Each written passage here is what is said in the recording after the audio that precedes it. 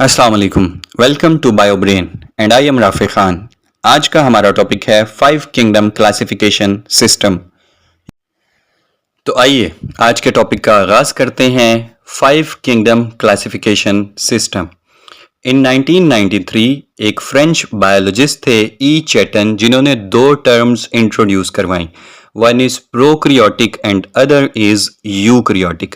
जैसे मैं previous lectures में आपको बहुत डिटेल में बता चुका हूं कि प्रोक्रियोटिक एंड यूक्रियोटिक क्या होते हैं। प्रोक्रियोटिक्स ऐसे जानदार होते हैं जिनके सेल्स में वाजिया या ट्रू न्यूक्लियस नहीं पाया जाता।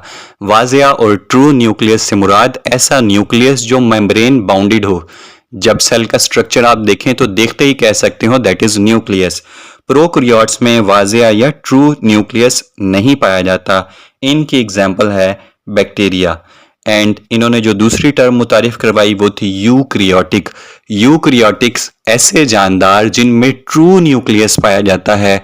अगर आप सेल स्ट्रक्चर को देखेंगे तो देखते ही आप मेम्ब्रेन बाउंडेड एक ऑर्गेनेली पाई जाएगी जिसको आप कहेंगे that is nucleus.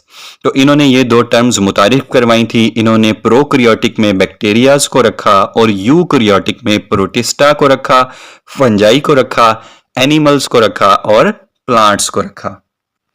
Then time गुजरता गया। इन 1969 अमेरिकन इकोलॉजिस्ट रॉबर्ट विटकर, इन्होंने इंट्रोड्यूस करवाया 5 kingdom classification system. Basically 5 kingdom classification system का कॉन्सेप्ट अब यहां से शुरू होता है 1969 से। साइंटिस्ट हैं रॉबर्ट विटकर, इन्होंने 5 किंगडम क्लासिफिकेशन सिस्टम इंट्रोड्यूस करवाया। अब 5 किंगडम क्लासिफिकेशन सिस्टम की इन्होंने दो बेसिक पॉइंट्स रखे।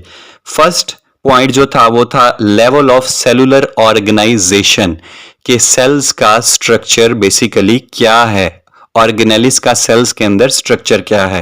And the second point is the mode of nutrition, के जानदार जो हैं ऑर्गेनिज्म हैं वो अपनी खुराक किस तरह से हासिल कर रहे हैं।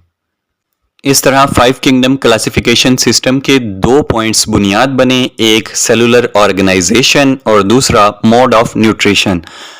अब पहले पॉइंट को डिस्कस करते हैं, cellular organisations. Cellular organisation means organisms prokaryotic हैं, यूनिसेलुलर यूकैरियोटिक हैं या यूकैरियोटिक हैं।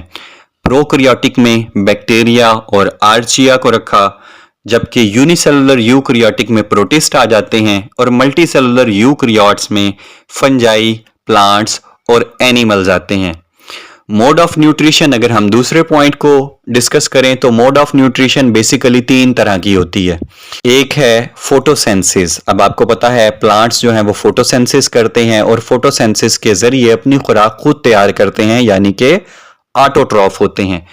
दूसरी है mode of nutrition absorption. Absorption मतलब जज़ब करके खुराक को अपने जिस्म के अंदर लेकर जाना, और वो भी प्रीवियस लेक्चर में बहुत इन डिटेल बताया था कि फंजाई जो है वो एब्जॉर्प्शन मोड ऑफ न्यूट्रिशन को प्रेफर करते हैं कि वो अपनी खुराक को जज़ब करके अपने जिस्म के अंदर लेकर जाते हैं।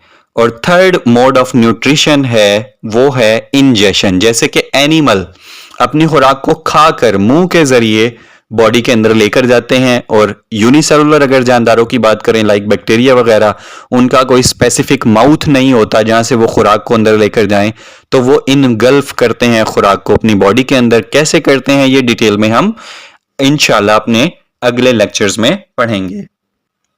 अब इन दो पॉइंट्स को बुनियाद बनाया, वो पॉइंट्स आप आगे पढ़ चुके हैं कि mode of nutrition and cellular organisation, इसको बुनियाद बनाकर इन्होंने 5 किंगडम क्लासिफिकेशन सिस्टम मुतारिफ करवाया। और किसने करवाया? रॉबर्ट विटकर ने।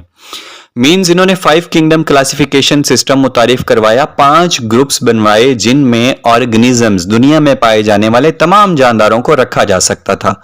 और वो ग्रुप्स कौन कौन से थे, वो किंगडम्स कौन कौन सी थी? तो first is Monera, second is Protista, third is Fungi, fourth is Plantae and fifth is Animalia. Kingdom Monera में इन्होंने रखे यूनिसेलुलर प्रोकैरियोट्स। यूनिसेलुलर का मतलब जो सिंगल सेल, एक सेल पर मुश्तमिल होते हैं जानदार ऑर्गेनिजम्स और वो प्रोकैरियोट्स भी थे, मींस उनके सेल्स में वाज़ेह न्यूक्लियस मौजूद नहीं था। प्रोटिस्टा में इन्होंने रखे यूनिसेलुलर यूकैरियोट्स। अब आपने मोनेरा और प्रोटिस्टा को मिक्स नहीं करना। मोनेरा में इन्होंने रखे यूनिसेलुलर प्रोकैरियोट्स जिनमें ट्रू न्यूक्लियस नहीं पाया जाता और सिंगल सेल्स पर मुश्तमिल होते हैं, जबकि प्रोटिस्टा में उन्होंने रखे यूनिसेलुलर यूकैरियोट्स। यूनिसेलुलर तो थे यानी सिंगल सेल थे, बट थे वो यूकैरियोट्स जिनमें ट्रू न्यूक्लियस पाया जाता है। किंगडम फंजाई में जैसा कि नाम से जाहिर है सारी फंजाइज को रखा जो कि एब्जॉर्प्टिव यानी कि जज़ब करके खुराक को अपनी बॉडी के अंदर लेकर जा रही हैं। सारी फंजाई को किंगडम फंजाई में रखा। प्लांटी में सारे प्लांट्स को रखा जो फोटोसेंसिस करते हैं, जिनका मोड ऑफ न्यूट्रिशन फोटोसेंसिस है यानी कि ऑटोट्रॉफ्स हैं। और किंगडम एनिमिलिया में मल्टी सेलुलर यूकैरियोट्स को रखा। मल्टी सेलुलर जो बेशुमार सेल से मिलकर बने हैं, जो कई सेल से मिलकर बने हैं जैसे कि इंसान, और हैं भी हेटेरोट्रॉफ्स जो अपनी खुराक खुद तैयार नहीं करते। आफ्टर दैट 1988 अमेरिकन बायोलॉजिस्ट थे मार्गुलस एंड शिवार्ट्स। उन्होंने 5 किंगडम क्लासिफिकेशन सिस्टम जो कि विटकर ने मुतारिफ करवाया था उसको मॉडिफाई किया। कब? 1988 में। मॉडिफाई करने का मतलब होता है थोड़ा सा तब्दील किया, उसके स्ट्रक्चर को बस तब्दील किया, उसको बिल्कुल अलग से कोई किंगडम्स नहीं बनाई।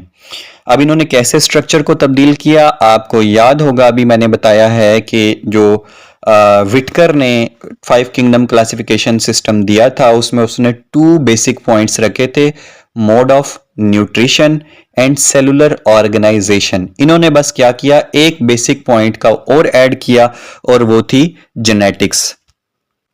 इन्होंने कहा कि दुनिया में पाए जाने वाले तमाम ऑर्गेनिजम्स को हम इन्हीं 5 किंगडम्स क्लासिफिकेशन सिस्टम में डिवाइड करेंगे जो कि विक्टर ने मुतारिफ करवाई थी, लेकिन उसकी बेसिक्स 3 पॉइंट्स पर होगी।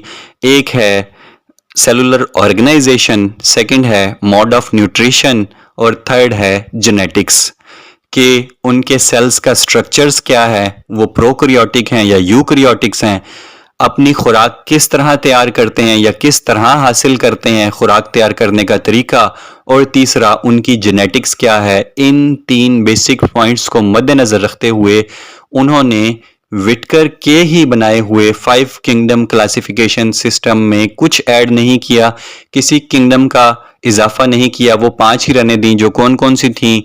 मोनेरा, प्रोटिस्टा, फंजाई, प्लांटी और एनिमिलिया। सिर्फ उसके बेसिक स्ट्रक्चर में थोड़ी सी तब्दीली की। तो ये था हमारा आज का टॉपिक 5 किंगडम क्लासिफिकेशन सिस्टम। इंशाल्लाह हम कोशिश करेंगे नेक्स्ट लेक्चर भी आपके लिए बहुत इजी बनाने के लिए। तब तक हमें दुआओं में याद रखिएगा, और कोई भी क्वेश्चन हो तो आप मुझसे कमेंट में पूछ सकते हैं। अपना ख्याल रखिएगा। अल्लाह हाफिज।